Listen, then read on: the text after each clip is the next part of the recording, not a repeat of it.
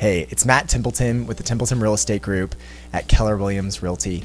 And today I want to talk to you about how to buy a home when you have another home to sell first. Before I do that though, I want to direct your attention to a couple links.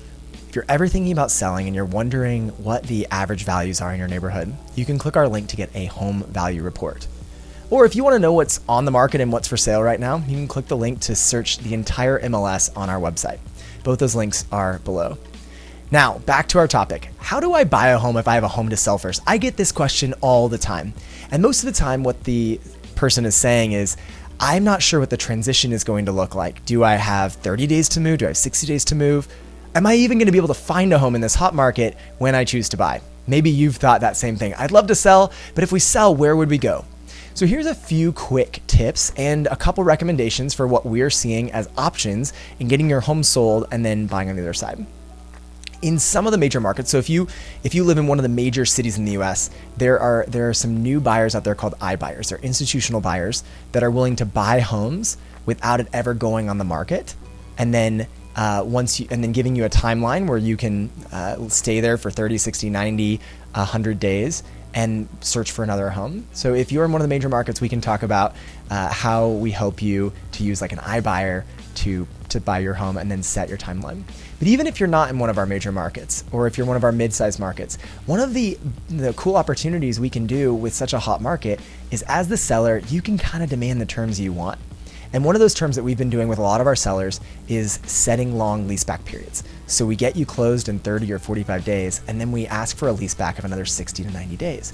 What that extra time is allowing us to do is give you plenty of time to find somewhere else to move to and have lots of options in your moving. Now, another option besides the iBuyer, besides a long lease back, is we are seeing some bridge loans come out there. And again, this is in some major markets, it's not available in every market, is where you can actually use a bridge loan company's cash to buy the home you want to buy first. Then you have up to 6 months to sell your home, or they'll buy your home at a discounted rate if you don't want to sell it within or if you can't get it sold within 6 months. So that's a third option is a bridge loan company, which we have several of those available. Now, the fourth option, which is the one that's most common and most available to our people out there, is we can sell your home and do the lease back, and we can often list it for a very short period of time. We have very few showings. We do them all. We kind of combine them all into 1 or 2 days. We get multiple offers, and then, like I said, we combine this with the lease back period, and you can lease it for a while. One of the options, if we can get your home sold quickly, which is pretty common right now, is you might consider renting, or you might consider even doing maybe renting in a different city or a different state. If you're allowed to work remotely, you might try a little bit of a travel experience or something different before you buy again. So some of our sellers are selling, and then they're kind of waiting to consider what their options are. One of the best things you can do as a buyer is to be ready, willing, and able, and not in a rush. The hardest part about this buying and selling combo event is if you're in a rush, you have 30 days and you've got to find something and there's not very much available, it can often feel like it's not going to be possible, and that creates that paralysis that keeps you in the home that maybe you don't want to live in forever.